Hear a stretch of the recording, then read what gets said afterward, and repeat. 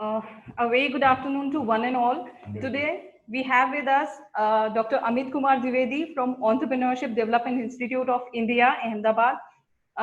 Dr. Puneet Kumar Dwivedi, Group Director, Modern Group of Institution. Mr. Anil Khariaji, Chairman, Modern Group of Institution. I request Chairman sir to please enable your video so that we can see it. Okay. Good afternoon to all. So your video is not It enabled. gives... Hello. So your video is not coming. Please enable your video. Yes, sir. Now you're visible. Acha, okay. Yeah. Good afternoon to all. I welcome Dr. Amit Kumar Dwivedi from ADI. जैसा कि अभी इस lockdown के दौरान और ये corona virus के दौरान हम लोगों को समझ में आया है कि there are lot of opportunities, मतलब हर किसी का सोचने का एक तरीका बदल गया है कि किस तरह से हमें आगे काम करना है। और आत्मनिर्भर भारत की आवश्यकता हर किसी को, प्रधानमंत्री से लेकर नीचे तक हर किसी को महसूस हो रही है कि भाई हम इस तरह से कैसे रहते हैं कि जब हम दूसरी कंट्री के ऊपर, इंपोर्ट के ऊपर ज्यादा डिपेंडेंट थे। तो अभी सब जगह ये बात हो रही है कि भाई हमें आत्मनिर्भर बनना है। और आज गवर्नमेंट ऑफ इंडिया की तरफ से फार्मास्यूटिकल सेक्टर में बेसिक ड्रग्स के लिए काफी सारी स्कीम्स अनाउंस की गई हैं नए स्टार्टअप्स के लिए। और चूंकि डॉक्टर अमित द्विवेदी जी एडीआई से हैं, काफी सारे प्रोग्राम करते हैं और युवा लोगों के लिए जो स्टार्टअप्स है उनके लिए बहुत अच्छे सजेशंस हैं उनके पास में, गवर्नमेंट की स्कीम्स हैं, बहुत सारी बातें बताना चाहते हैं, मोटिवेट करना चाहते हैं। और हम लोगों ने भी सोचा कि भाई हम अपने से जुड़े हुए लोगों को किस तरह से लाभान्वित कर सकते हैं। तो वी फाइंड दैट कि doctor Amit Kumar Dwivedi is the best. और हम इसीलिए आज के वेबिनार में आपको के साथ में संवाद करेंगे और निश्चित तौर पर जितने भी लोग हमारे साथ जुड़े हैं इस वेबिनार से बहुत ज्यादा लाभान्वित होंगे। तो sir, welcome doctor Amit Dwivedi ji, and welcome to all the participants. Thank you so much, sir. Thank you so much for your kind words. Now we will move further. Before moving further, I would like to give a brief introduction about our organization. Modern Group of Institution is a leading group of institute in Indore, affiliated to RGPV Indore, RGPV Bhopal, DAVV Indore, and CBSE New Delhi, and approved by AICTE New Delhi, NCTE, and PCI New Delhi. Modern Group is imparting quality education in the field of pharmacy, management, commerce, and education. We offer more than 8 courses in these fields, which include B Pharma, D Pharma, M Pharma, BBA, BCom, and B.Ed. Modern Group encompasses 2 leading pharmaceutical industries, Modern Lab and Nandini Medical Laboratories Private Limited. Modern Lab was established in 1979 by late Shri P.C. Khariaji, and Nandini Medical Laboratories was established in 1998. Both gained prestigious acclamation in the area of pharmacy industry. We also have Modern International School, established in the year 2013. We believe in innovation and entrepreneurship, and hence we have MP's first pharma incubation center, that is Modern Incubation Center, and in the year 2019, sponsored by MSME. Recently, we have received World Book of Record UK and World Record Academy USA for making largest human image of medication capsule. Also, we are recognizing participating institute of Unnat Bharat Abhiyan in association with IIT Delhi and MHRD Government of India. The institute also has Modern Innovation Council, which is an institute innovation council by MHRD Innovation Cell. This was about brief introduction about the company. And now I would like to give a brief introduction about our today's speaker. For that, I will just take a minute of yours to share the screen. I hope my video is visible now. Dr. Amit Kumar Dwivedi is Associate Professor and in charge of Department of Policy, Advocacy, Knowledge and Research. Dr. Amit Kumar Dwivedi has over 14 years of teaching experience.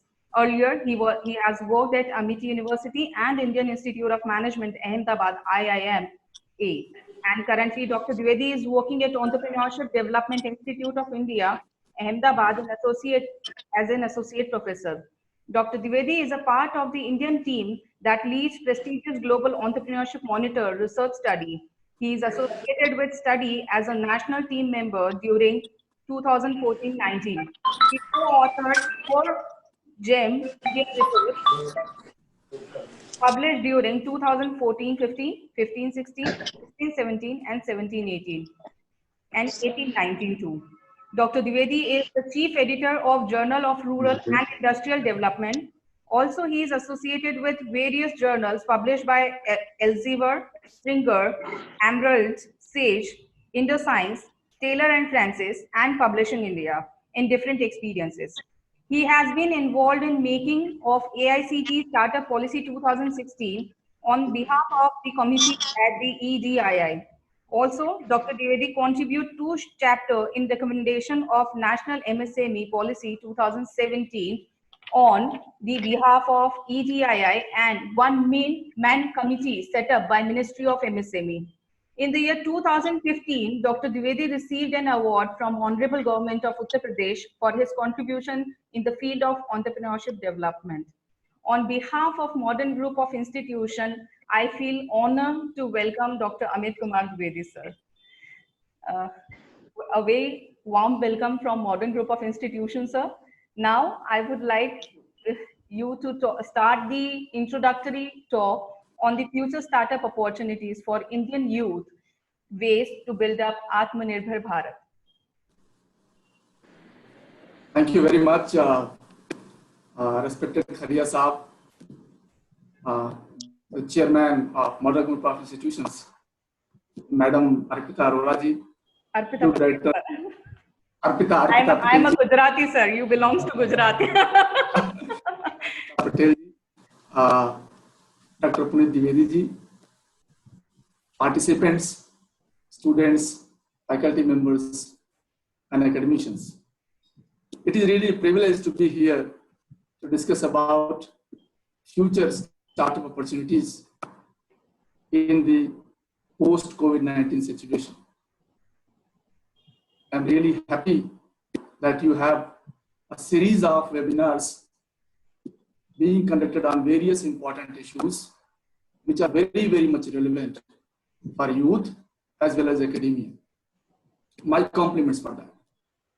Thank you so much. The topic is very near and dear to me, the topic you have given to me, startup opportunities, and how Atmanirbhar Bharat can be built.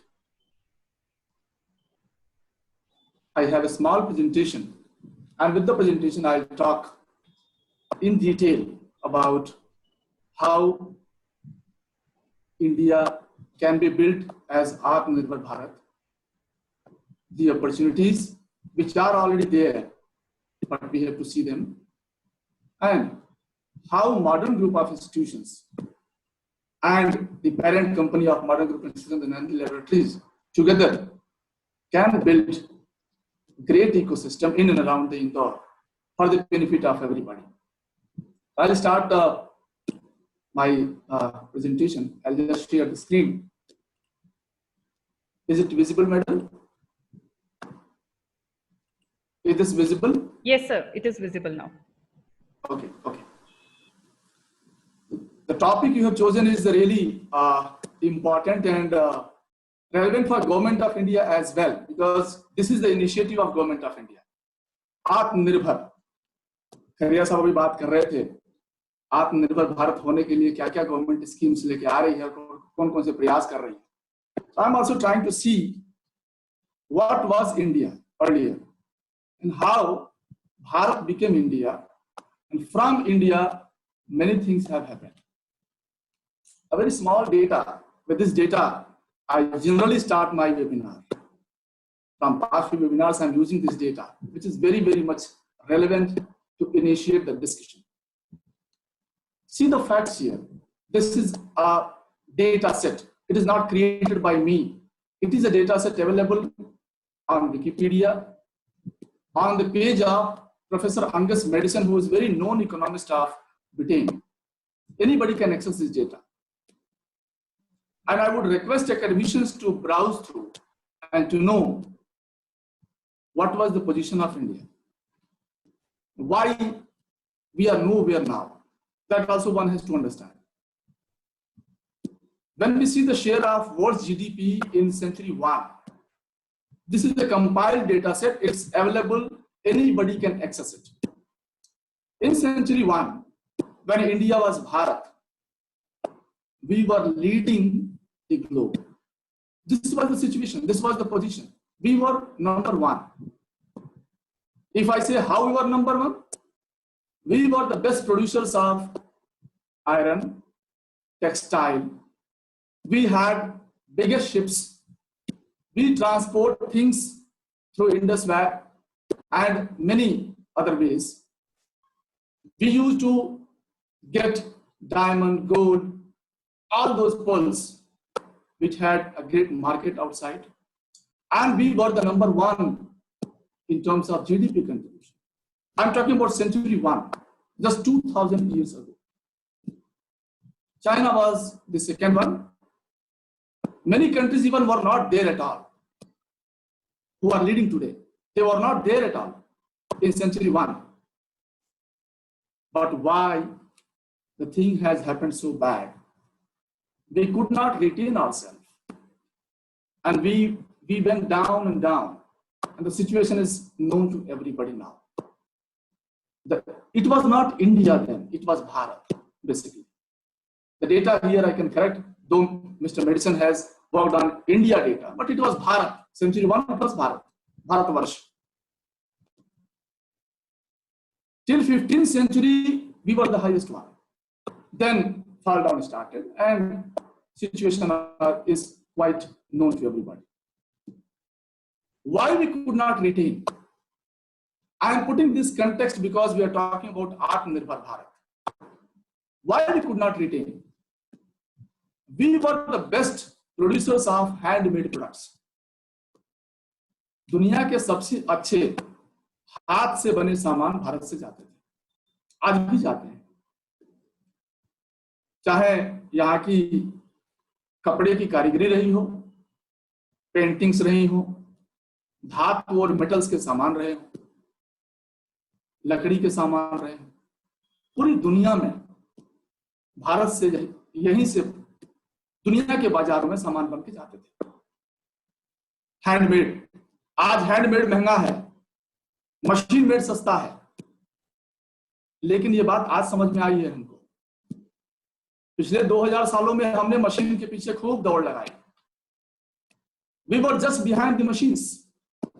After Second World War, when industrial revolution came, machines were there. पूरी दुनिया उसके पीछे भागने लगी।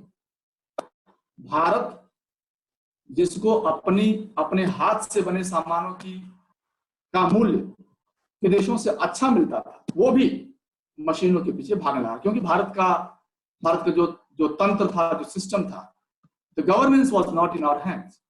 Somebody else was sitting there, some other group was sitting there. They were leading it. So whatever they thought, they did it. Whatever they did, now we are seeing the results of that. Market ने भी हमेशा human efforts को पीछे कर दिया और machine made चीजों को आगे किया। Indigenous means the local production, the local technology, indigenous manufacturing technology was ruled out. Indigenous का कोई भी स्कोप नहीं रह गया, क्योंकि सब कुछ मशीन ने डोमिनेट कर लिया। मशीन के आने से सब कुछ पीछे छूट गया। दुकान पे सामान भी जो मिलते थे वो मशीनों वाले ही मिलने लगे, हाथ के बने सामानों की वैल्यू घट गई। एडवर्टाइजिंग, ब्रांडिंग ने पूरे बिजनेस मॉडल को चेंज कर दिया। सामान को उसकी वैल्यू से नहीं, उसकी ब्रांडिंग से खरीदा जाता है। पूरा मार्केट जो है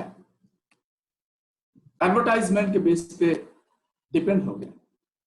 and our own entrepreneurs, those who are good in handmade things, those who are doing quite great things through indigenous technology, through their own techniques, अपने घर की टेक्निक्स के साथ जो काम करते थे, वो पीछे हो गए, क्योंकि उनकी डिमांड नहीं रह गई।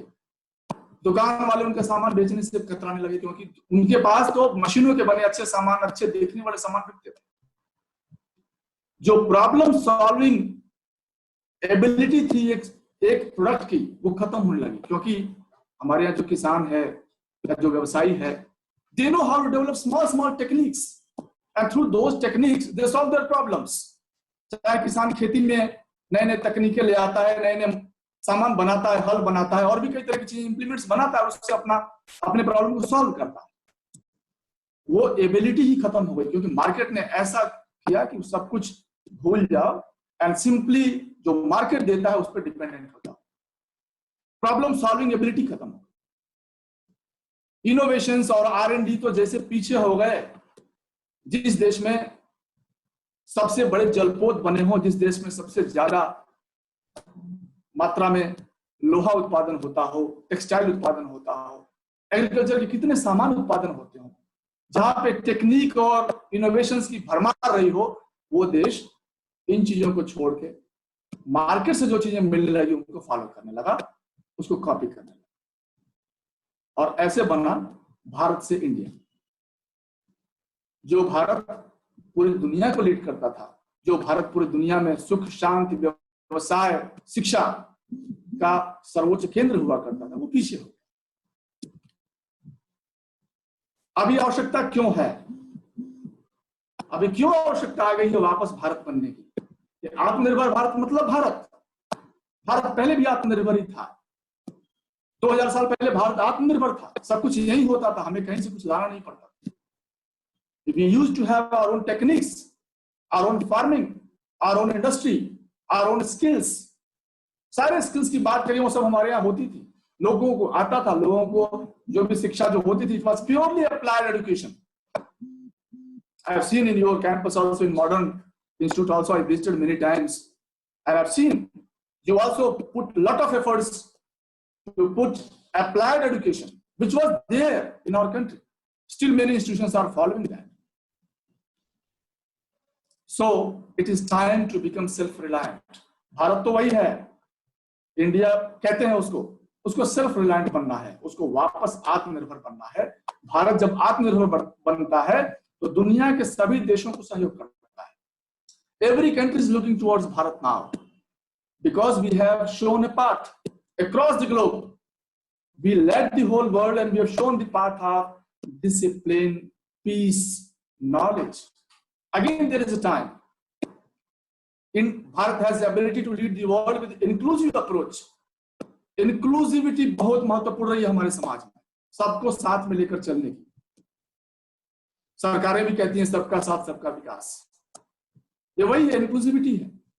हमारे यहाँ की इंक्लूसिविटी का मतलब है कि सबको उसके कार्य के अनुसार सम्मान मिलता है, और जब सबको सम्मान मिलता है तो देश राष्ट्र बन जाता है, और राष्ट्र बनता है तो देश खड़ा हो जाता है, आत्मनिर्भर भारत बनता है। Why this time? Why the current situation arises and now we are thinking about self-reliant India? Because the whole globe is facing the trauma of COVID-19. Everybody is facing this problem, and across the globe situations are quite similar. थोड़ा कम थोड़ा ज्यादा, लेकिन सब जगह situation एक जैसी है। पूरी दुनिया को जीरो से स्टार्ट करना है इस कोविड के बाद, सबको शुरू से शुरू करना है। हर इकोनॉमी में कंस्ट्रेंट्स हैं, there are constraints of resources and people are thinking about indigenous things. अभी घर घर में मास्क बन रहे हैं। मैंने देखा कि आपके लेबोरेटरी ने ये सैनिटाइजर बना के भी इंदौर गवर्नमेंट को दिया था, इंदौर लोकल म्युनिसिपैलिटी को दिया था। It is coming now. Everywhere people are trying to contribute to the nation building. So more indigenous and effective automation will be the focus now. People will be thinking about different small technology, and there is a way now. People are going to build Bharat as self-reliant Bharat. More investments in technology-centric ventures. जब मैं technology की बात करता हूं तो मैं indigenous technology की बात ज्यादा करता हूं। इंडिजिनस मतलब होम ग्रोन टेक्नोलॉजी, हमारी अपनी टेक्नोलॉजी जिसने हजार सालों से इस देश को पोषित किया है। ऐसी टेक्नोलॉजी आज भी हमारे परिवारों में आयुर्वेदा का उतना ही महत्व है। हम आयुर्वेदा पे काम चला रहे हैं, हम हमारी अपनी दवाइयों पे काम चला रहे हैं। So there is a time again to invest heavily in our indigenous technology, and through that we can build the ventures. People will be treated as resources. Market ने अभी क्या किया था, लोगों को रिसोर्स मानते हैं, एक व्हीकल मानते हैं सामान बेचने के लिए, लेकिन करंट सिचुएशन जो कोविड है, इसने रियलाइज कराया है कि people are not just resources to sell some products, they are basically intellectual resources, we can use them in many ways. आज आपके पास अगर ह्यूमन रिसोर्स है तो उसका यूज आप टेक्नोलॉजी डेवलपमेंट में करेंगे, उसका यूज आप मार्केट एक्सपेंशन में करेंगे, वो तरह तरह के नॉलेज क्रिएट करेगा जो आपके काम आने वाली है। तो रिसोर्सेज का भी ट्रीटमेंट अलग तरह से होने वाला है। और वर्चुअल ऑफिस कंसेप्ट जिसमें हम आज बैठे हुए हैं, मैं अहमदाबाद से बात करता हूं और बाकी लोग इंदौर से बात कर रहे हैं और कई पूरे देश से लोग जुड़े हुए हैं। This is the concept now, we have to accept this concept. और इस कंसेप्ट में ज्यादा वाइब्रेंसी है, इस कंसेप्ट में ज्यादा वाइब्रेंसी है। पूरी दुनिया से उत्तम उत्तम विचारों को हम इकट्ठा कर सकते हैं। संस्कृत में एक श्लोक है, अना भद्रा करतो यंतु विश्वतः। पूरी दुनिया से हम यहीं बैठे बैठे उत्तम विचार और ज्ञान को एक साथ ले सकते हैं और लेके आगे बढ़ सकते हैं। तो वापस सिचुएशन ऐसी है कि जो भारत करंट सिचुएशन को झेल रहा है, वो भारत आत्मनिर्भर बन सकता है इन्हीं सिचुएशंस को यूटिलाइज करते हुए। ट्रांसपोर्टेशन नहीं होने वाला है, वीडियो कॉन्फ्रेंसिंग से बात होने वाली है, अधिक से अधिक लोगों का उपयोग हम कर सकते हैं, अधिक से अधिक नॉलेज क्रिएट कर सकते हैं। और भारत चूंकि दुनिया का सबसे बड़ा man power, intellectual man power का देश है, इस समय जो भी हमारे रिसोर्सेज हैं उनको ऑप्टिमाइज करने की जरूरत है। The third important segment is Bharat that lives in its villages. हमें यह भी जानना पड़ेगा कि भारत के गांव क्या हैं और उनमें संभावनाएं कितनी हैं। अभी तक हमने शहरों के माध्यम से तो बहुत कुछ देखा है, शहरों के माध्यम से हम पिछले 2000 वर्षों से चल भी रहे हैं, लेकिन वापस गांव की तरफ देखने का समय आ गया है। क्यों? स्पेशली कोविड-19 के बाद, जब हमारे अधिकांश लेबर वर्कफोर्स, श्रमिक, skilled manpower will be there in villages. They have gone to villages. Now see the opportunity here. Since the manpower which was skilled in the industry, in the cities, moved back to villages, we can think about how rural entrepreneurship can be built, can be developed further. अभी गांव में खेती बाड़ी है, गांव में पानी है, फर्टाइल लैंड है, हमारे अपने ऑर्गेनिक अपॉर्चुनिटीज हैं। So why not to think about rural entrepreneurship again? Because the rural entrepreneurship has great potential which was not utilized at all. अभी तक उसका संपूर्ण उपयोग भारत ने नहीं किया है। संभावनाएं अपार हैं। Now we have mobile connectivity, we have road connectivity, we have electricity, we have almost everything which is required to make rural India as hub of manufacturing. Because manpower is there, resources are there. We need to build some value chains which can be helpful to develop rural India as manufacturing hub. So villages have also unique knowledge of indigenous technology. They know in villages, in almost every household, people know how to develop small technology for their own households. Our women, they're quite aware about how to handle small things in household with the help of technology. They know that. Now this is high time to capitalize the knowledge which has been created by thousands of years. And it is also a responsibility of Bharat to give back this knowledge to the whole world. How to enable local businesses for global markets? Because there is a need across globe. People are thinking, people are waiting that Bharat will come always with a solution. When yoga became so popular 4 or 5 years ago, and across globe, people are practicing yoga. It gives peace of mind, good health, and the whole globe accepted it. It was just one concept of India, one concept of Bharat, I would say. So again, there is a time to give several these kind of things to the whole globe so that people can think, people can take those ideas from India in right spirit, grow and get healthy. So, few ideas that I'm sharing here, how Atmanirbhar Bharat can be built with a Swadeshi thought. Atmanirbhar means what? It's a Swadeshi thinking. It's an indigenous Indian thinking, Bharatiya Soch. So it's a Swadeshi thought. So it is a time to provide localized incubation support to indigenous business ideas. As of now, we are giving a lot of focus to high-tech ventures in our incubation centers. Who will pay attention to idea that comes from a village, to idea that comes from a farmer, to idea that comes from a rural background student who's also trying to solve a social problem? There are many people who are having great ideas to solve problems of the country, but they did not get space because our incubators are very, very focused for high-tech ventures. It's a time to again accept and appreciate indigenous business ideas which are relevant for a country like ours. हमारे देश में पानी की समस्या है, किसानों की दुनिया भर की समस्याएं हैं, हमारे यहाँ हाउस होल्ड की प्रॉब्लम है, हाइजीन की प्रॉब्लम है।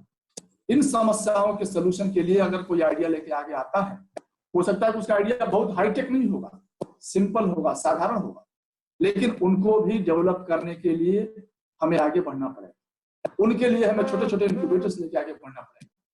मैं अप्रिशिएट करता हूं कि आपके यहाँ आपने जो मॉडर्न इंक्यूबेटर के कंसेप्ट लाया है और उसमें बच्चों को अप्रिशिएट कर रहे हैं, काफी ऐसे कार्य कर रहे हैं जिनमें ऐसी चीजें भी उभर के आ रही है जिनको बड़े प्लेटफॉर्म्स नहीं मिलते। बड़े प्लेटफॉर्म्स हमेशा बड़े बड़े आइडियाज को मिल जाते हैं, जरूरत है महत्वपूर्ण और उपयोगी आइडियाज को प्लेटफॉर्म्स मिलने। उपयोगी आइडिया मैं उसको मानता हूं, और किसान की किसी एक समस्या का कोई सोल्यूशन निकालता है, मैं उसको ज्यादा उपयोगी मानता हूं, क्योंकि हमारा देश किसानों का देश है, उनकी समस्याओं के बारे में कौन सोचेगा। तो this is the time again to think about localised incubation facility. 4 गांव, 5 गांव, 10 गांव को मिला के छोटे छोटे इंक्यूबेटर्स बनाए जा सकते हैं। जरूरी नहीं है कि वही मॉडल हम जो वेस्टर्न कंट्री का मॉडल है वही लेके आगे बढ़ेंगे, हमारा अपना तरीका भी हो सकता है। हम सब जानते हैं कि हमारे यहाँ मारवाड़ी परिवारों में, जो लोग मारवाड़ी परिवारों से आते हैं वो अच्छी तरह से जानते हैं, एक दूसरे का सहयोग करके और हर नए व्यवसाय को कैसे वो लोग आगे बढ़ाते हैं। छोटे छोटे व्यवसायों को कम्युनिटी, उसको बोलते हैं कम्युनिटी फंडिंग, कम्युनिटी इंक्यूबेशन। मतलब एक कम्युनिटी के लोग जो भी उस कम्युनिटी से आते हैं उनको अप्रिशिएट किया जाता है कि आप व्यवसाय करिए, हम आपके पीछे खड़े हैं, हम आपको सहयोग करेंगे। ऐसी भावना को बढ़ाने की आवश्यकता है। We need this kind of people, this kind of communities where small and unique ideas can also flourish. Creation of micro accelerators, जैसे incubators हैं वैसे accelerators भी बनने चाहिए जिसपे बिजनेस ग्रो कर पाए। Inculcating understanding of स्वदेशी models for business development, हमारे अपने देश की तकनीक, अपने देश की सोच के आधार पर व्यवसाय आगे बढ़े। कम्युनिटी लेवल की फंडिंग होनी चाहिए, जिसे गुजराती लोग मिलकर गुजराती लोगों के व्यवसायों के लिए सपोर्ट करते हैं। मैडम जानती है क्योंकि मैडम गुजरात से आती हैं। तो ऐसे बाकी मारवाड़ी परिवार हैं, ऐसे बहुत सारी कम्युनिटीज हैं जहां पर लोग अपने कम्युनिटी को लेके आगे बढ़ा, और ये होना चाहिए। तभी हमारे देश में हर कम्युनिटी हर लेवल पे एंटरप्राइजेस क्रिएट होंगे। और जो सेल्फ एम्प्लॉयमेंट की प्रॉब्लम, लाइवलीहुड की प्रॉब्लम, ये बिल्कुल नहीं, ये थी नहीं हमारे देश में, ये समस्या तो थी नहीं, क्योंकि हमारे देश में वैसे भी जब वर्ड व्यवस्था थी, दो तरह के वर्ड तो व्यवसायों से ही जुड़े हुए थे, और more than 50% people were there in either livelihood और बिजनेस। तो ये समस्या थी नहीं, वापस उन्हीं को देखने की आवश्यकता है। ई कॉमर्स प्लेटफॉर्म, चूंकि ई कॉमर्स एक बड़ा व्हीकल हो गया है, बड़ा टूल है, तो हमको जो हमारे ट्रेडिशनल क्राफ्ट है, जो traditional indigenous knowledge based products हैं, उनके लिए ई कॉमर्स प्लेटफॉर्म लाने चाहिए। क्लब्स और फोरम्स होने चाहिए जहां पे हमारे माइक्रो छोटे एंटरप्रेन्योर्स को सपोर्ट मिल पाए, उनको गाइडेंस मिल पाए, उनको कंसल्टिंग मिल पाए। So in nutshell I would say India can be made Atmanirbhar only if we go by Swadeshi thought, Swadeshi thinking. Now, what are the global opportunities if we see in the current context? These are just indicative. It's an indicative list. It's not the complete list. I'm just giving few thoughts. Indigenous food always being appreciated across the globe. Bharat का समोसा पूरी दुनिया में मशहूर है। मैं सुन रहा था कुछ दिनों पहले ऑस्ट्रेलिया के प्राइम मिनिस्टर हमारे देश के प्राइम मिनिस्टर से बात कर रहे थे, वो बता रहे थे कि मैं भारत में आऊंगा तो समोसा और चटनी आपके साथ खाऊंगा। What I'm trying to say here is Indian food is so popular across the globe. Now this is high time. We have been buying all those Western foods. We know they have great chains across the globe. Why don't we have our own chains? Why can't we develop our own chains? This is a time the youth should come forward. They should think about how they can spread out the indigenous food patterns that we have, the Indian food cuisine we have. There's Amul has done that. Amul ने पूरी दुनिया में अमूल के products को फैलाया है। एक छोटी सी कंपनी जो कुछ बहुत पुरानी नहीं है, ये गुजरात में शुरू हुई, पूरी दुनिया को मैसेज दे रही है कि भारत के पास इनोवेटिव प्रोडक्ट्स की सीरीज है मिल्क से जुड़े हुए। This is a time again for food sector. Homemade craft, हमारे यहाँ घरों में क्राफ्ट पे काम करने वाले हजारों परिवार हैं। आप बनारस चले जाइए, आप जयपुर चले जाइए, आप पाटन चले जाइए जहां पे साड़ी सबसे महंगी साड़ी बनती है, कितने सारे साउथ में चले जाइए, कांजीवरम, कहां हमारे घरों में ऐसी क्राफ्ट बनती है जो पूरी दुनिया में मशहूर है। इनको प्लेटफॉर्म्स नहीं मिलते, कारीगर कम होते जा रहे हैं। क्यों? क्योंकि जो सफिस्टिकेटेड मार्केट है वहां पे मार्केटिंग की वजह से, ब्रांडिंग की वजह से इन हैंडमेड चीजों को पुश नहीं मिल पाता, इनको स्पेस नहीं मिल पाता। वहां पे तो मशीन मेड चीजों को स्पेस मिलती है। लेकिन भारत अगर चाहेगा, भारत जिस तरह से लीड ले रहा है, इन सभी चीजों की डिमांड पूरी दुनिया में होने वाली है। और मैं I appreciate if your incubator can help people identifying this kind of opportunities and if you can help them, अगर आप उनको सहयोग करते हैं ऐसे स्टार्टअप्स बनाने के लिए जिसमें प्योरली हैंडीक्राफ्ट और हैंडमेड चीजों को ही बढ़ावा देने की बात करेंगे। एक यूनिक इंक्यूबेटर होगा, क्योंकि अभी तक ऐसा कोई इंक्यूबेटर हमारे देश में नहीं है जो हैंडमेड प्रोडक्शन को आगे बढ़ाता, जबकि पूरी दुनिया जानती है कि सबसे महंगी चीजें हैंडमेड होती है। आज जो चिकन का कुर्ता सबसे ज्यादा जिसपे वर्क हुआ होता है वो सबसे महंगा मिलता है, क्योंकि हाथ से काम हुआ है। हाथ से काम की चीजें सबसे महंगी हैं, उसमें भारत सबसे अच्छा था। भारत ने उसको पीछे छोड़ दिया, खुद उसको पीछे कर दिया, और वापस हम ये कहते हैं कि हम आत्मनिर्भर कैसे बनेंगे। हमारे पास, हम खुद जानते हैं सोल्यूशन क्या है। We know that. The next one is community-led production. Community should be strengthened. जैसे गांव में अगर एक तरह के उत्पादक हैं, गुड़ उत्पादक हैं, या खानसारी उत्पादक हैं, या कॉफी के उत्पादक हैं, रबर के हैं, चाय के हैं, इनको स्ट्रेंथन करने की जरूरत है और इनके वैल्यू चेन को डेवलप करने की जरूरत है। अगर इनका वैल्यू चेन हम डेवलप कर सकते हैं तो आसानी से इनका प्रोडक्ट दुनिया के हर मार्केट में जाएगा, और काफी सारा जो भी वहां से लर्निंग होगा। जो ग्लोबल मार्केट में जाने का मतलब क्या होता है कि वहां से सीखने को मिलता है। वहां से सीख के जब वापस आएंगे तो अपने को स्ट्रेंथन करेंगे और अपने को और एम्पावर करेंगे। So these are the opportunities for the global market. This is just indicative list of e-commerce platforms needed to reach our global market.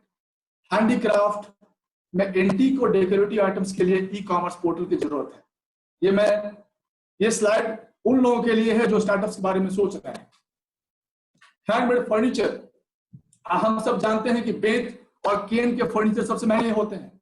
उन पे काम, क्योंकि हैंडमेड होता है, उस पे काम करने की जरूरत है, उसको आगे बढ़ाने की जरूरत है। हमारे पास इंडोनेशिया से केन आता है, हमारे अपने देश में केन होता है काफी, लेकिन हम उसको यूटिलाइज नहीं कर पाते। हैंडमेड होम एक्सेसरीज पे स्टार्टअप्स की जरूरत है। हैंडमेड पेपर और क्राफ्ट पेपर पे आवश्यकता है। इसके लिए पूरा क्लस्टर है संगानेर में, जयपुर के पास। हैंडमेड वेफर्स है, नमकीन्स है। हम सब जानते हैं कितने सारे, राजकोट में यहाँ पे बालाजी वेफर्स है जो काफी लीड कर रहा है, सम्राट है जो काफी लीड कर रहा है। बड़ी बड़ी कंपनियों को पीछे छोड़ दिया इन लोगों ने, क्योंकि अपने हैंडमेड और जो रेसिपी बनाई है वो काफी पॉपुलर है। अभी हम ग्वालिया को जानते हैं, हम हल्दीराम को जानते हैं। इन सबको ग्लोबलाइज करने की जरूरत है, इन सबको बड़े प्लेटफॉर्म पर ले जाने की जरूरत है। हैंडमेड किचन यूटेंसिल्स, मुरादाबाद में बर्तन बनते हैं तांबे के, पीतल के, इन सब की आवश्यकता होती है। अभी बड़े बड़े रेस्टोरेंट में हम जाएंगे तो इनके बर्तन हमको देखने को मिलते हैं, लेकिन हमने अपने घरों में इनका कंजम्पशन करना बंद कर दिया। So again there is a push required which will make this sector again prosperous. Now, I'll talk briefly about opportunities. I don't know how much time I have already consumed, but so you can take your own time. So you can take your own time. We can listen you to whole day. Okay. Thank you so much, Safi. Now, what are the startup opportunities to be built ways to build Atmanirbhar Bharat. Few things I have identified, and I'm going to talk on them. This is an indicative list of healthcare. Healthcare modern is having a patronage of Career Saab and the healthcare industry. This should be the priority of students of modern healthcare. Ayurveda, yoga, meditation, skill development, e-learning, executive education, software development, research and development, database. This is just an indicative list. I will go one by one. Now in healthcare, what are the opportunities? Manufacturing of products, services delivery. Health में सबसे बड़ी चीज जो निकल के आई services delivery. अभी हमको घर बैठे सब कुछ चाहिए होता है, तो सिचुएशन पता है, कोविड आज है, कल और कितने वायरस आने वाले हमको कुछ नहीं पता, लेकिन आने वाले तो हैं, मैन मेड वायरस आने वाले हैं। अभी सब कुछ घर पे चाहिए। So services delivery is the biggest sector now going to come. Managing running hospitals, clinics, testing laboratories, pathologies and wellness centre. जहां जहां पे भी हेल्थ केयर है वहां पे वेलनेस सेक्टर की बहुत बड़ी आवश्यकता है। इलनेस और वेलनेस ये ऐसा सेक्टर है जिसकी जरूरत हमेशा देश में पड़ेगी, दुनिया में हमेशा इसकी आवश्यकता पड़ने वाली। और जो छात्र, जो स्टूडेंट्स, जो स्टार्टअप्स इन सेक्टर्स में काम करेंगे उनको पीछे नहीं देखना, क्योंकि इसकी आवश्यकता हर हाउस होल्ड को पड़ने वाली। तो एक एक करके अगर देखें तो इसमें बहुत सारी अपॉर्चुनिटी और निकल के आती है। आयुर्वेदा में फार्मिंग से लेके ब्रांडिंग तक, मतलब मेडिसिनल प्लांट की फार्मिंग से लेके, क्रॉपिंग से लेके, कंसल्टिंग है, ट्रेडिंग है, सब कुछ आयुर्वेदा में स्कोप है, बहुत बड़ा स्कोप है। योगा, मेडिटेशन, और मैं कुछ डेटा ब्राउज शुरू कर रहा था। योगा, अमेरिका जैसे देश में योगा करने वाले लोगों की संख्या पिछले कुछ सालों में बहुत बढ़ी है, बहुत तेजी से बढ़ी है, और उनका एक्सपीरियंस है योगा करने से हमें पीस मिलता है, हमें हेल्दी लाइफ मिलती है। भारत तो हजार साल से बात कहता है, भारत में तो बात हजारों सालों से कही जा रही। दुनिया ने अब इसको देखा, दुनिया इसको मानने लगी। कहने का मतलब यह है कि भारत के पास जो भी नॉलेज है वो हजारों लाखों सालों की देन है। It should spread out, it should go out of the country. The whole world should utilise these learnings and knowledge created by India, by Bharat. E yoga consulting centres की भी बहुत भरमार हो गई है। वेब पेजेस बनने लगे हैं योगा से जुड़े हुए, योगा की वीडियोस आते हैं, चैनल्स आते हैं। इनमें बहुत सारी संभावनाएं हैं। अभी तो बहुत कुछ थे, बहुत कम थे, लेकिन आगे आने वाले समय में बहुत सारी और संभावनाएं इसमें निकल के आती हैं। स्किल डेवलपमेंट, क्योंकि सरकार ने भी इस पर ध्यान दिया हुआ है और हमारे देश में युवाओं की संख्या काफी है और युवा मोटिवेटेड है, उनको कुछ सीखने की भी तत्परता है। तो स्किल डेवलपमेंट में बहुत संभावनाएं हैं। जो लोग स्टार्टअप करना चाहते हैं, ये भी एक बहुत बड़ा सेक्टर है। और माइग्रेंट लेबर्स जब गांव में चले गए हैं, उनके स्किल को डेवलप करके वापस वहीं पे इंटरप्राइज खड़ी की जा सकती है। अनऑर्गेनाइज्ड सेक्टर के जो लोग गांव में गए हुए उनका स्किल डेवलपमेंट कर सकते हैं। फैक्ट्री वर्कर्स का, फार्मर्स को स्किल डेवलपमेंट की जरूरत है। उनको क्रॉप कैसे करनी है, स्टोरेज कैसे करना है, प्रोसेसिंग कैसे करनी है, वेस्टेज कैसे घटाना है, ये उनको भी जरूरत है। होम मेकर्स, जो हमारी होम मेकर्स है, उनको भी स्किल डेवलपमेंट की जरूरत है। वो तो उनके पास इतना टाइम है कि वो कई सारे वंडर्स कर सकते हैं घर पे, पॉसिबिलिटी है, लोग कर रहे हैं, उनको भी स्किल डेवलपमेंट की जरूरत है। ई लर्निंग और मूक्स, अभी बहुत एग्रेसिवली लोग इस पे काम कर रहे हैं, ई लर्निंग प्रोग्राम्स बना रहे हैं, क्योंकि अभी घर बैठे मोबाइल पे हम सब कुछ पढ़ना चाहते हैं। और ये अच्छा है, अगर मैं घर बैठे पढ़ सकता हूं तो क्यों नहीं पढ़ा, ये तो अच्छी बात। तो there is again a great opportunity for e learning MOOCs. Executive education officers जो हैं, जो एम्प्लॉइज जो हैं, उनको भी पढ़ना है, एंटरप्रेन्योर्स को भी पढ़ना है, ये भी एक सेक्टर है। आईटी, आर&डी एंड डेटाबेस सिक्योरिटी, पूरी दुनिया इस समय इंटरनेट पे चल रही है। हम सब लोग जूम पर हैं या फिर हम दुनिया भर के अलग वेब कॉन्फ्रेंसिंग टूल्स पर हैं। ऐसे टाइम पे टेक्नोलॉजी की security is very very important. So we need to think about how to secure our technology, and that space is going to become bigger space because people need security of their own data, and in that sense startups should think about how they can provide solutions for the data security. That is again a must for the whole world. IT softwares, lot of ERP packages are being made, so this is again a great field. Health related research and development, probably down the line few years I will be maintaining my profile like my Facebook, like I'm maintaining my Facebook, I will be maintaining my health profile. This is my health profile. मेरा blood sugar इतना है, BP इतना है. I would be having my own portal where I would be I seen, जो मेरा खुद का profile है, मैं चेक करता हूँ कि भाई कुछ बढ़ रहा है, कुछ घट रहा है, बराबर है कि नहीं बराबर। ऐसी आवश्यकताएं आने वाली है। ये अपने आप में एक बड़ा सेक्टर है। फूड हैबिट्स क्या होनी चाहिए, हमारी पर्सनलाइज डेटा कैसी होनी चाहिए, वायरस बैक्टीरिया से कैसे, all these things are the opportunities, giving opportunities for new startups. E-commerce, social media, video conferencing, I'm not going much into detail, but yes, e-commerce for kirana, for medicine, for vegetable, that is a must. ये इसकी बहुत ही आवश्यकता है, ये सबको जरूरत है। Social media में भी सोचना चाहिए कि ओल्ड एज पीपल के लिए क्या कर सकते हैं, बच्चों के लिए क्या कर सकते हैं, क्योंकि अभी घर से बाहर लोग नहीं निकलेंगे। अभी ऐसा नहीं कि अगले साल निकल जाएंगे, जल्दी नहीं निकलेंगे, क्योंकि अभी ये जो फ्रीक्वेंसी है वायरस की या फिर ऐसी अनसर्टेनिटीज की, ये बढ़ने वाली है। What people should think about, so what kind of opportunity should come out, इस पे सोचना है, इस पे और भी काम करने की आवश्यकता है। Then agriculture sector, which is the biggest sector, pre harvest and post harvest, there are two segments. Pre harvest में हमको क्या क्या करना है, वहां पे एक किसान को खेती करना होता है, he needs lot of inputs like seed, like fertiliser, like many pesticides, like many organic fertilizers, all these things he need, but he has no access to e-commerce. आज मुझे मोबाइल खरीदना हो तो मेरे लिए e-commerce फैसिलिटी है, लेकिन fertiliser खरीदना है तो उसके लिए e-commerce फैसिलिटी नहीं है, जबकि वो मस्ट है, जबकि वो जरूरत है, हम सबकी जरूरत है। हमको सीड चाहिए, हमको फर्टिलाइजर चाहिए। तो अगर इन स्पेस में कोई बच्चा, कोई स्टूडेंट स्टार्टअप बनाता है, तो फार्मर को लाइन में नहीं खड़ा होना पड़ेगा फर्टिलाइजर लाने के लिए, उसको आसानी से मिल जाएगा। There is a great opportunity for this. Mobile application for soil testing. Soil testing कराना होता है तो किसानों को टेस्टिंग लैब में ले आके मिट्टी देना होता है और एक हफ्ते बाद रिजल्ट आता है। अभी आवश्यकता ऐसी है कि वो मोबाइल में ऐसी टेक्नोलॉजी हो जाए कि वो अपना टूल यूज करे और तुरंत जान जाए कि अभी मुझे इसमें यूरिया डालना है या इसमें नाइट्रोजन डालना है, क्या डालना है। He should know that. Tools for farming. I know there is a startup that is doing some service for farmers using drones. वो ड्रोन यूज करके स्प्रे करते हैं, जो फर्टिलाइजर है या फिर जो पेस्टिसाइड है, वो ड्रोन यूज करते हैं। फार्मर्स ने यूज करना शुरू कर दिया। So again this kind of implements, this kind of tools are required. Farmers skill development is required. Mobile application for pricing.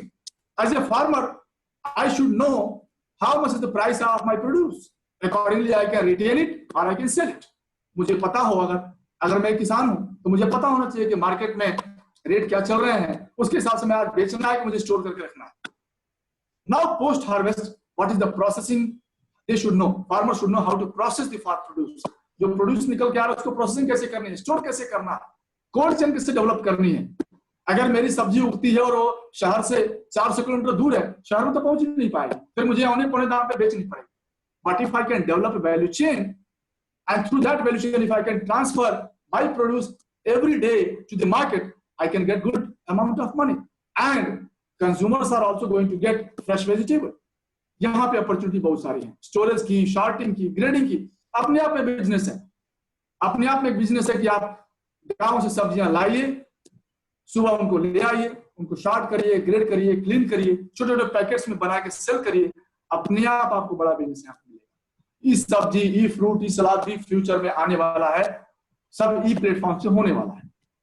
घर का फार्मर एक ऐसा कंसेप्ट है कि हो सकता है कि फ्यूचर में जो भी फैमिलीज हैं वो हायर करेंगे फार्मर्स को बोलेंगी, मेरे भाई एक किसान को बताएंगे कि भाई हम 4 फैमिली मिलके आपसे सर्विस लेना चाहते हैं, हम ये 4 सब्जियां 5 सब्जियां हमारे लिए आप उगाइए, ऑर्गेनिक सब्जियां उगाइए, हम ही खरीद लेंगे सारी सब्जियां, आपको और कहीं जाने की जरूरत नहीं है, उसका सारा प्रोड्यूस हम खरीद लेंगे। ऐसा आने वाला है मार्केट, ऐसा टाइम आने वाला है जब हम अपने डिमांड पे फार्मर से बोलेंगे सब्जियां उगाओ और हमें ही दो। इसमें दोनों के लिए विन विन सिचुएशन है। Farmer will be benefited because he is getting his cash on time, and I will benefited because I am getting organic fresh vegetable and fresh food. ये टाइम आने वाला। सो इसमें जो भी बच्चे स्टार्टअप सोचते हैं वो इसमें बहुत बड़ी संभावना है फ्यूचर के लिए। लाइव स्टॉक एंड फिशरीज, इसमें गवर्नमेंट का बहुत फोकस है, फिशरीज में और लाइव स्टॉक में। लाइव स्टॉक की जब मैं बात करता हूं तो मैं गौ सेवा की बात करता हूं। अमूल जो है वो सबसे बड़ा एग्जांपल हमारे सामने है। अमूल ने जो गौशालाएं हैं उनको इंटीग्रेट किया है और उनको इंटीग्रेट करके इतनी बड़ी कंपनी बन गया है। इसकी बहुत सारी संभावनाएं। ये खाली गुजरात या कुछ देशों में, कुछ प्रदेशों में अमूल काम करता है, बाकी प्रदेशों में भी छोटी छोटी डेयरीज हैं, लेकिन इसकी संभावना बहुत ज्यादा है। हम लोग केवल डेयरी को दूध से देखते हैं कि दूध बस एक प्रोडक्ट देखते हैं, जबकि अमूल ने सैकड़ों, hundreds of products they have developed, hundreds of products. And if one can develop this kind of things in other states as well, there is a great opportunity. Bharat सरकार ने कामधेनु आयोग का गठन किया हुआ है, and कामधेनु आयोग is giving a lot of support whoever is going to start गौ सेवा, whoever is going to start a dairy, a cow based dairy. यहाँ पे बहुत सारी संभावनाएं हैं, लोग उसमें आगे बढ़ सकते हैं। काउ डंग बेस्ड फर्टिलाइजर बना सकते हैं और भी कितने सारे प्रोडक्ट्स, मैं नाम नहीं ले सकता, लेकिन बहुत सारे प्रोडक्ट्स यहाँ पे बन सकते हैं। कोल्ड चेन उनका एक अलग बिजनेस है। कोल्ड चेन मतलब दूध जो बनता है, दूध जो होता है, वो उसी दिन समय पर मार्केट में कैसे पहुंच जाए, तो उसके लिए कोल्ड चेन ये अपने आप में बिजनेस मॉडल है। जिन बच्चों को ट्रांसपोर्टेशन जैसे बिजनेस में हाथ आजमाने हैं, वो लोग इस क्षेत्र में आए, वो कोल्ड चेन क्रिएट करें, फार्मर्स को इंटीग्रेट करें, फार्मर्स का दूध रोज इकट्ठा करें और उस अपने चेन के थ्रू उसको मार्केट में ले आए और वहां पे डेयरीज को दे सकते हैं। फॉडर जो लाइव स्टॉक जो रखते हैं उनको चारा खिलाने के लिए भी, इसके लिए भी एक बड़ा बिजनेस मॉडल बन सकता है। जो आप चाहें तो अगर डेयरीज को इंटीग्रेट करें तो उनके पास चारा, वो शहरों में जो डेयरीज हैं उनके पास जगह नहीं है चारा प्रोडक्शन के लिए, but you being in the village area you can develop it and you can supply the chara to all these dairies. Again there is a concept of one cow one family, एक घर एक गाय।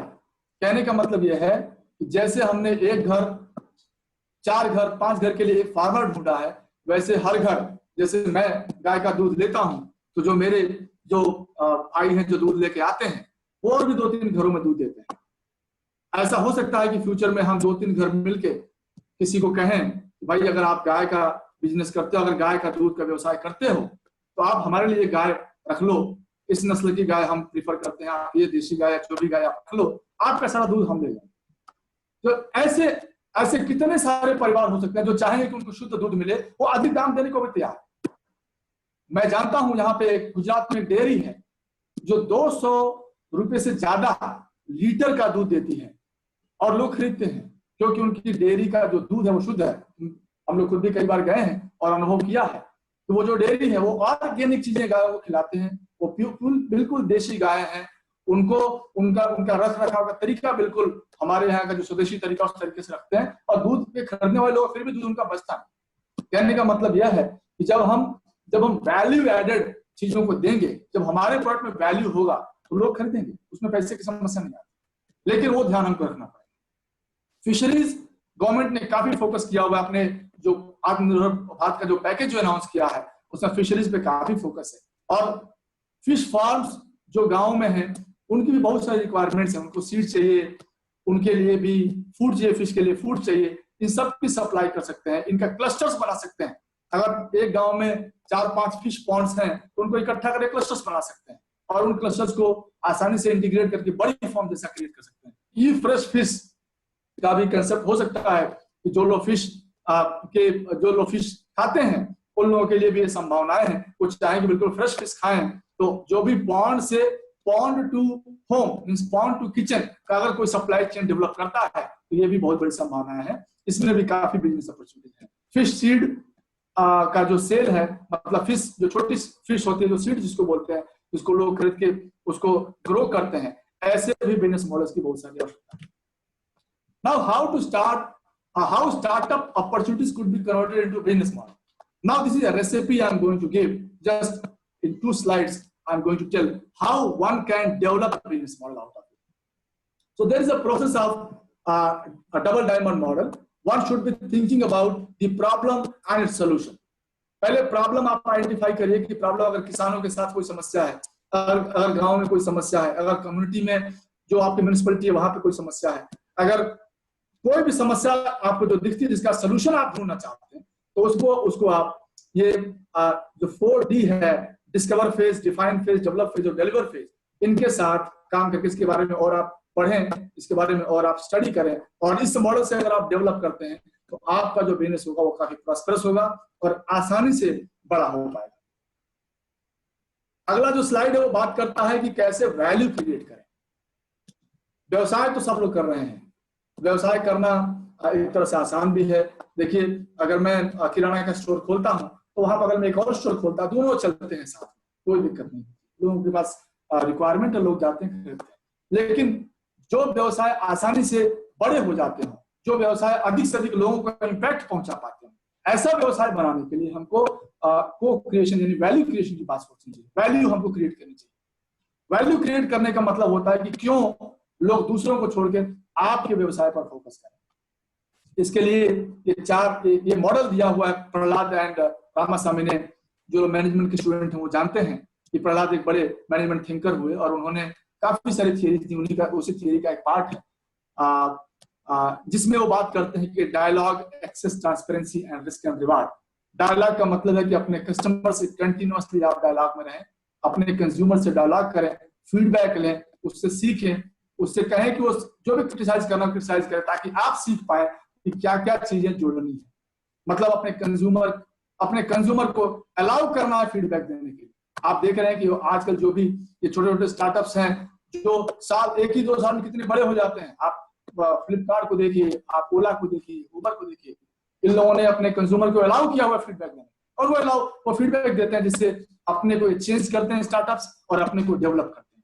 तो startups के लिए सबसे जरूरी है कि अपने कस्टमर के बिल्कुल क्लोज रहना और उसके फीडबैक को लेते रहना। Next one is access. उनसे एक्सेस मतलब उनको एक्सेस देना कि आपके मॉडल को समझ पाए। तो you should allow them to participate in the development of your own startup. Third is transparency. Maintain transparency, जो भी है उसको ट्रांसपेरेंट रखना ताकि आपको फीडबैक टाइम नहीं मिल पाए। कहने का मतलब है कि जब आप ओला उबर से उतरते हैं तो आपने देखा है गाड़ी कंडीशन अच्छी नहीं है, गाड़ी खराब है, ड्राइवर का बिहेवियर भी खराब है, तो आप फीडबैक दे सकते हैं। खराब फीडबैक बिल्कुल ट्रांसपेरेंट रहिए। वो भी चाहता है, कंपनी भी ये चाहती है कि आप ट्रांसपेरेंट फीडबैक दीजिए ताकि वो अपनी सर्विसेज को इंप्रूव कर पाए। और रिस्क और रिवार्ड, जो वैल्यू क्रिएशन है उसमें रिस्क और रिवार्ड इन्वॉल्व होता है। तो ये 4 बॉक्स जो हैं, ये जो भी लोग स्टार्टअप के बारे में सोच रहे हैं उनको को क्रिएशन मॉडल को समझना चाहिए, इसके बारे में और डिटेल में पढ़ना चाहिए। That's all, thank you very much. Thank you so much, sir. It was really very informative, and in such difficult time, all people are thinking about the startups and how to start the business. And you have given all the answers for all the questions. I think almost you have covered every topic and in detail. The presentation was very in detail and gave information on each and every sector and each and every topic. So that was really appreciable and very informative, sir. Thank you so much. And now we will move further for the question answer round. I think you have answered all the questions, I think, in your presentation itself. But then too, we have received certain queries from the participants too. So I will ask my first question I received from Priya Kumar Oja, that is government is providing any funds to the startups, and if yes, then which type of startups government is helping? The government of India has a very optimistic plan of Startup India. And in Startup India, if you register yourself, you get a lot of support, and there is a Stand Up India plan as well. Since the question came from a lady, so I'm focusing here.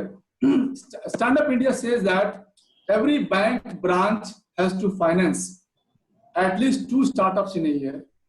One should be from the SC/ST community and one should be from a lady. So if she really wants to start up, she should approach a bank, and they have this scheme, Stand Up India scheme. She should go there, talk about the plan in detail, but the prerequisites are she should have a very good business plan. That she should have. So what I would advise is she should try to connect herself with the incubator, our experts, our mentors who can help her in developing business plan, and then she can approach to a bank quoting that, sir, there is a scheme of Stand Up India. Please grant me the support through Stand Up India scheme. Thank you so much, sir. My next question is from attendee, right now the participant. That's if everything will be available easily, that means we are encouraging dependability, which will be definitely in support of India. But what about the other aspects? So if I understood this question well, she's talking about why to be dependent, right? Yes. So no, and entrepreneurship is nothing about dependency. It is interdependence. Interdependence. I depend upon you, you depend upon me. Means both are depending on each other, and that is the scope. That is the case of inclusivity. where everybody trying to create the Atmanirbhar Bharat. Everybody has a role to play there. So it is not one, government cannot do all those things. We should be very, very much clear here. Government is what? It's our government. It's we only. We are the people of India and we are the government. So we have made the government just for to implement certain things. लेकिन काम तो हमारा ही है वहां पे. Government का काम है कुछ नीति बनाना, कुछ उसको पॉलिसी क्रिएट करना, और हमारा काम है उसको यूटिलाइज करके उसको अधिक से अधिक लोगों तक पहुंचाना और लोगों को लाभान्वित करना. ये हमारा प्रोएक्टिव रोल अगर होगा तो हमें दिक्कत नहीं आएगी, और ये इंटरडिपेंडेंस की सिचुएशन होनी चाहिए जहां पे सब लोग मिलके बात को क्रिएट करने में लगे. Thank you so much, sir. I hope the participant has got the answer for their question. Now, my next question is, it is from my side, sir. As everybody is, the laborers are migrating to different their hometown. So what are the scope of rural entrepreneurship if they are going back to their home, and now if they want to start their own business or they want to start something new? So what are the scope of rural entrepreneurship in that? So very, very much relevant in today's context when most of the labor force is there in the villages, and the consumption is increased in the villages because करोड़ों लोग गांव में पहुंचे हुए हैं और वहां पर कंजम्पशन बढ़ गया है. सप्लाई चेन भी तैयारी के साथ वहां पे अपने को डिलीवर कर रहा है. Now what are the entrepreneurship opportunities? आप सोचिए कि जहां पे स्किल्ड मैन पावर पहुंच गई है, जहां पे रिसोर्सेज पहले से हैं, मतलब जो भी फार्म प्रोड्यूस है, जो भी खेती की एग्रीकल्चर प्रोड्यूस है वो वहां पे है, वहां से शहरों में आता है और शहरों से फिर गांव में जाता है. हमारा चेन ऐसा है. गांव में उत्पादन होता है, गांव से मंडियों में जाता है, मंडी से प्रोसेस होता है, प्रोसेस को वापस गांव की दुकान पे आता है, वहां से हम खरीदते हैं. अभी जो प्रोसेसिंग का पार्ट है, कई बार ऐसा होता है कि गांव में बना, शहर में गांव में गेहूं उगाया गया, शहर में उसका आटा बनाया गया और वापस आटा गांव में बेचा गया. मतलब उसका सोर्स जहां पर है, जहां पर वो बन रहा है, अगर वहीं पर हम उसकी प्रोसेसिंग करना शुरू कर दें, अगर वहीं पे मैन्युफैक्चरिंग हब बना दें, मतलब लेबर वहीं पे है, रिसोर्स वहीं पे है, कंजम्पशन पूरे देश में है और गांव में सॉफ्टवेयर कंजम्पशन तो गांव में ही है. तो जो भी लेबर है उसको अगर ट्रेन करें, वो मिलके भी छोटे एंटरप्राइज खड़ा कर सकते हैं, ऑर्गेनिक खेती कर सकते हैं, फल फूड प्रोसेसिंग कर सकते हैं, वो कितने सारे पैकेजिंग इंडस्ट्री को सपोर्ट कर सकते हैं, वो बहुत सारे कंस्ट्रक्शन में काम कर सकते हैं. ये सारी संभावना है क्योंकि वो सब इस समय गांव में है और गांव के उत्पादन पे वो काम करते थे शहरों में. अभी शहरों में उत्पादन नहीं हो रहा.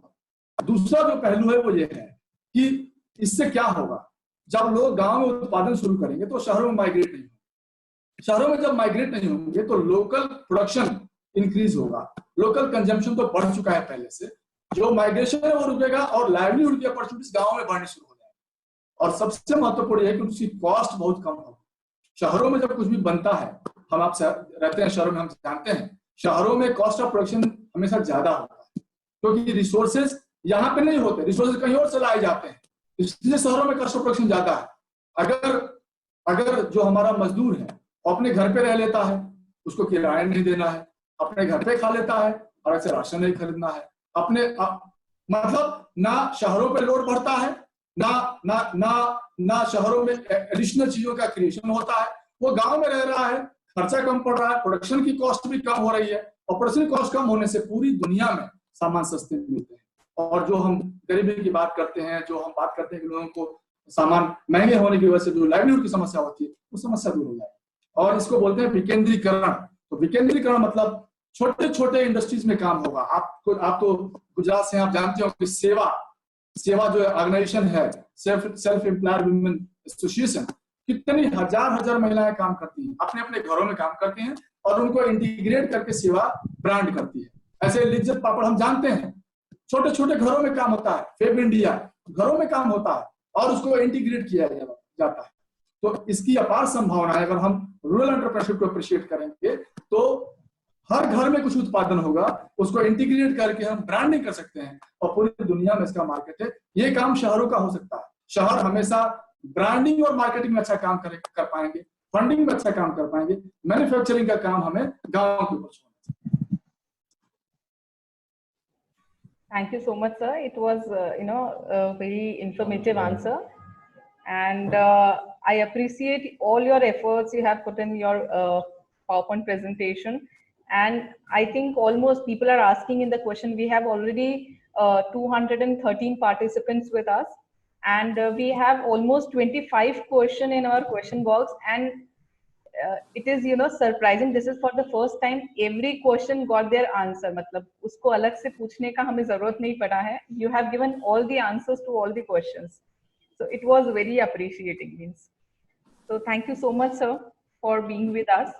And now because we are all are academicians and we are running the academic institutions, so I just wanted to know that as a firm, as an institution, we want to know that how we should encourage students to do the startups and, you know, motivate them to go for startups. This would be my last question, so I will not give you more questions. This would be my last question. सवाल बहुत जोरदार है, मैं ऐसा कहूँगा, इसलिए कि जहाँ पे खरिया साहब खुद बैठे हों और पूरा इंस्टीट्यूट जो है वो एक व्यवसायी परिवार चलाता हो, ये बहुत रेयर होता है कि व्यवसायी परिवार शिक्षा के क्षेत्र में कुछ करना चाहता है और कर रहा है। और मैं आपके इंस्टीट्यूट में आया हूँ, मैं देखा है, मैंने विद्यालय चलता है बढ़िया, बहुत तत्परता से चलता है, बड़ी ईमानदारी से उसमें एफर्ट किए जाते हैं बच्चों को सिखाने के लिए, बच्चों को आगे बढ़ने के लिए। और जो इंस्टीट्यूट है उसमें हर तरह की अपॉर्चुनिटी दी जाती है बच्चों को आगे बढ़ने के लिए। वो सब कुछ कर रहे हैं आप, जो जिसकी संभावनाएं हैं और जो जिससे काफी संभावनाएं बढ़ती हैं स्टार्टअप्स की। फिर भी आपने चूंकि सवाल पूछा है तो मैं ये कहना चाहूंगा कि बच्चों को अप्रिशिएट करना सबसे जरूरी होता है, लेकिन ऐसा भी नहीं होना चाहिए कि वो जो भी कुछ लेके आए और उसको हम ब्लाइंडली अप्रिशिएट करते रहे, ब्लाइंडली उसको सपोर्ट करते रहे। बहुत महत्वपूर्ण है, जो शिक्षक होने के नाते दो दोहे की लाइन्स में बोलूंगा। एक तो पहला तो कबीरदास जी का दोहा है जो बहुत महत्वपूर्ण है, गुरु कुम्हार शिख कुंभ है, गड़गड़ काढ़े खोट, अंतर हाथ सहार दे बाहर बाहे चोट। गुरु का काम है कि शिक्षक को अंदर से हाथ लगा के और बाहर से थपकी देकर शिप में ले आना। समय समय पर आपको चैलेंजेस क्रिएट करने पड़ेंगे कैंपस में, जिससे बच्चों की प्रतिभा सामने निकल के आए। उनको चैलेंज करना पड़ेगा, उनको बोलना पड़ेगा, उनमें बहुत प्रतिभाएं हैं, बच्चे बहुत ब्रिलियंट होते हैं, ये मेरा अपना अनुभव है। बच्चों के पास बहुत एनर्जी है। हम लोग शायद पूरी ईमानदारी से अगर काम करें तो बहुत कुछ वो कर सकते हैं, ऐसी संभावना है बच्चों में है। तो हमको अवसर देने पड़ेंगे, जो आपका मॉडर्न इंक्यूबेटर कर रहा है, मैं देख रहा हूँ, अवसर देने पड़ेंगे, बार बार उनको चैलेंज देना पड़ेगा, उनसे कहना पड़ेगा कि तुम इसको सॉल्व करो, तुम कर सकते हो। और अपने को एज ए लीडर डेमोन्स्ट्रेट करना पड़ेगा कि देखो मैं कर रहा हूं तो तुम भी करो, मैं कर सकता हूं तो तुम क्यों नहीं कर सकते। तो बच्चों को दो सहारों की जरूरत होती है, एक कॉग्निटिव मतलब उनको मेंटली प्रिपेयर करना, और दूसरा उनको स्किल के थ्रू प्रिपेयर करना, जिसमें छोटे छोटे वर्कशॉप्स करके या फिर अपॉर्चुनिटी की सेंसिंग करवा के, फील्ड में भेज के, मैपिंग, स्किल मैपिंग करवा के, अपॉर्चुनिटी मैपिंग करवा के, प्रॉब्लम्स को आइडेंटिफाई करवा के, जितना एक्सपोज आप उनको कर पाएंगे जितना ज्यादा, उतने ही उनके सामने अवसर बढ़ते जाएंगे। तो शिक्षक का रोल बहुत बड़ा है। और दूसरा, शिक्षक के लिए यह भी जरूरी है कि एक और दुआ है कि निंदक नियरे राखी आंगन कुटी छवाए। अपने शिक्षकों को जरूरी है कि शिक्षक भी सुने। मैं भी शिक्षक को इसलिए कह सकता हूं, शिक्षकों को भी अपने बारे में खरी खोटी सुनने का मादा रखना चाहिए, कान खुले रखने चाहिए, कि उनको भी फीडबैक लेना चाहिए। फीडबैक लेने से क्या है कि शिक्षक हमेशा परिपक्व होता है और अधिक से अधिक बच्चों का सहयोगी हो सकता है। तो अंततः हमको समाज के लिए काम करना है, बच्चों के लिए काम करना है, तो हमको भी अपने कान खुले रखने हैं। जो भी फीडबैक आए, अच्छा फीडबैक आए, उसको लेके हम अपने को डेवलप करें और अधिक से अधिक बच्चों के साथ लगकर समाज में जो कुछ संभावना है उस पर काम करें। Thank you so much, sir. I think all the participants has got their answer, and thank you so much, sir, for giving such a beautiful answer to my question. And as an academician, as a teacher, we always we will follow your instruction and we will try to motivate them more and more to do the startups. Now, I would like to request our Vice Chairman, sir, Shri Shantanu Khariya ji, to propose word of thanks to Dr. Amit Kumar Dwivedi, sir. नमस्ते sir. नमस्ते। नमस्ते, कैसे हैं आप? बढ़िया है, बहुत बढ़िया है।